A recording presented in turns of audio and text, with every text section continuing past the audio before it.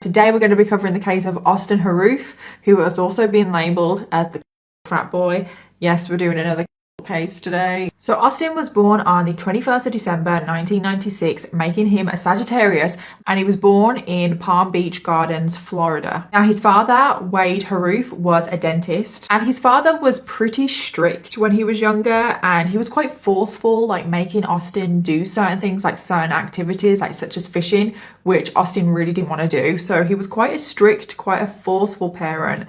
And Austin and his dad did clash quite a bit when he was younger. Now his mom, Nina Harrouff, is the complete opposite to Austin's dad. She's not as strict and she's very motherly, and Austin and Nina really get along. Austin also has a younger sister. She's 1 year younger. Her name is Haley. Austin and Haley get along so well. They're really good friends. They're not just siblings. Now, Austin had a pretty normal school life and he actually did get pretty good grades. However, in middle school, Austin did gain weight and he suffered from acne as well, and he was bullied because of his appearance, and this did have a huge impact on Austin. His life completely changed. Following high school in 2015, Austin did go to college. He got a place at Florida State University and he started by studying biology because he wanted some kind of career in medicine. However, he did change his major to exercise science because he wanted to become a dietitian. And then in April of 2016, he did meet a girl, Katie, and they did start dating. So Austin's freshman year went by, no major significant incidents. He joined a fraternity, he was partying quite a lot, drinking quite a lot. He also met someone and started dating. However, in summer of 2016, after his freshman year, this is when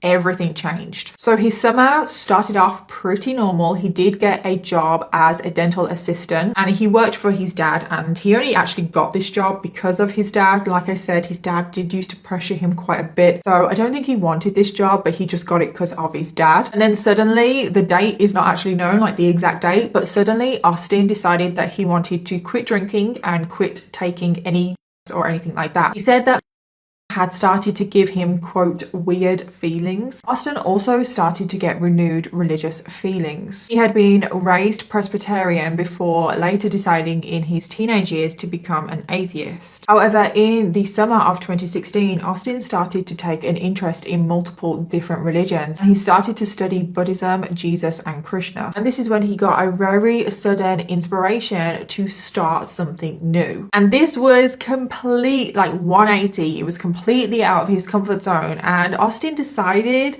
that he wanted to become a famous rapper. And when I first heard that, I'm not gonna lie, I laughed. I was like, what? But now that I know everything that goes on, I just can't help but just see like his mental health deteriorating, and this is exactly what is happening right now. But music and religion weren't the only things that Austin became interested in and almost obsessed with. Remember, I did say a lot of things happen, very random, we're jumping all over the place here. So all of a sudden, Austin decided that he wanted to help people, which is great. We should all help people more. But Austin wanted to become a major civil rights leader.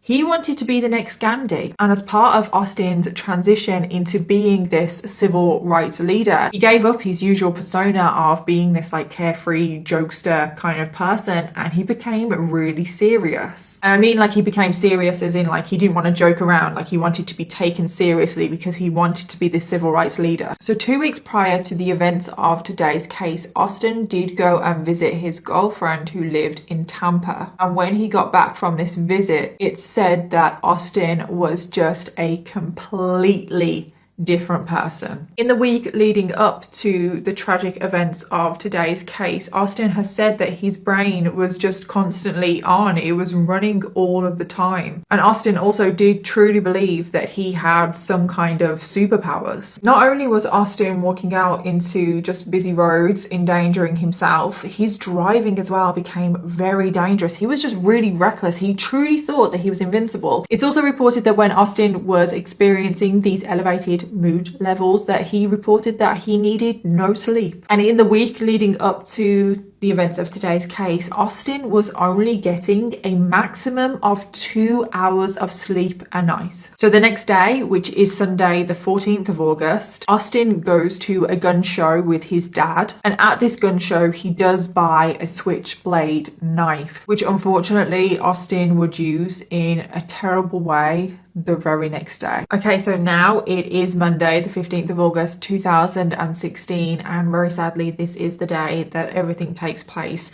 So Austin initially woke up and he was in such a good mood. He felt really good about himself. Now he's going out to dinner with his dad and his dad's girlfriend, but he doesn't last at the dinner very long because he storms out because he says that he feels trapped. And then before Austin knew it, he had ended up back at his mom's house, at his house, and he had no recollection of how he got there. At this point, Austin's memory is going in and out. He's not really fully conscious a lot of the time. Like, he's not always aware of what's going on. So he storms out of the restaurant, has no recollection how, but somehow he manages to end up at his mom's house. And his mom knows that something is up straight away. And then out of nowhere, just in front of his mom, Austin picks up a large bottle of cooking oil and starts to drink it. Oh my God, I literally cannot think I was going to say I cannot think of anything worse, but just wait.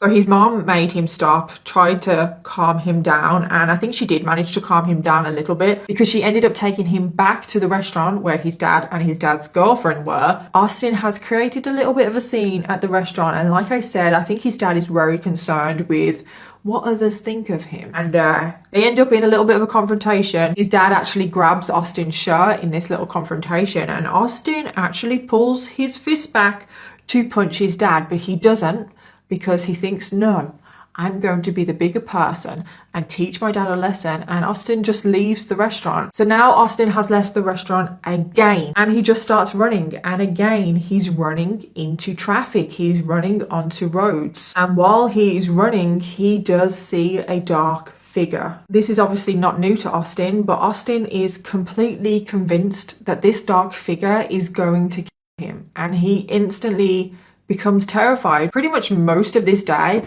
he has felt so confident, so invincible. But now that he's seen this dark figure, he feels absolutely petrified. And Austin starts to run away from this dark figure. As he's running away, he does see a light coming from a house. It's actually coming from a garage. And there's actually a man and a woman in this garage. The garage door is just open and they're in the garage just relaxing. And this man and woman were John and Michelle Stevens. So Michelle and John were in the garage. They were relaxing. They had two chairs just in the garage, and they would often sit in the garage and watch TV with the garage door open so they could kind of like say hi to the neighbors because they were quite close and very friendly to everyone. And this is what they were doing on the night of the 15th of August 2016 when Austin Harrouff came running into their garage. So when Austin ran into the garage, he was screaming frantically because he was absolutely terrified that this dark figure was going to him. But of course, Michelle and John haven't got a clue about any of this. They're just sat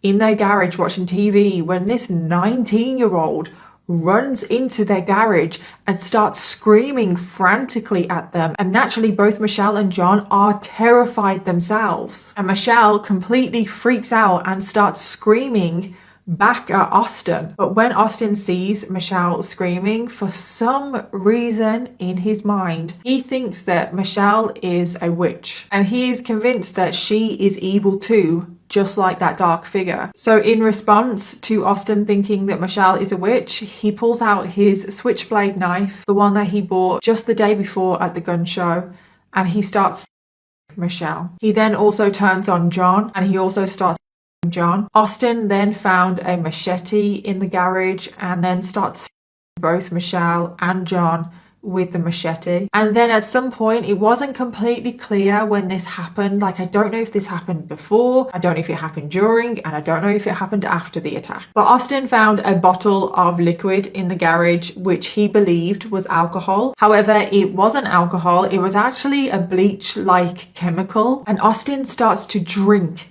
this liquid as if it's alcohol. But this is when Jeff Fisher comes over to the garage. Now, he is a neighbor of Michelle and John, and he hears the screaming. He hears the attack that is going on, and he goes over to see what is going on, to see if he can help. However, Austin also starts Jeff. And I truly don't know how, but Jeff managed to get away. And I say I truly don't know how because when you find out about his injuries, I just don't know how he managed to get away from Austin, but he somehow managed to escape and he ran home and called 911. I'm telling you, Jeff must have been running on adrenaline, truly, because his injuries were terrible. He had been multiple times. He had been in his head. I don't know how he managed to escape, and I don't know how he managed to keep calm and collected and managed to phone 911. The police shortly arrive from the 911 call that Jeff has made, and when the police arrive, Austin is still attacking John and Michelle. Austin was also on the ground, bent over the body of John Stevens, and at this point Austin was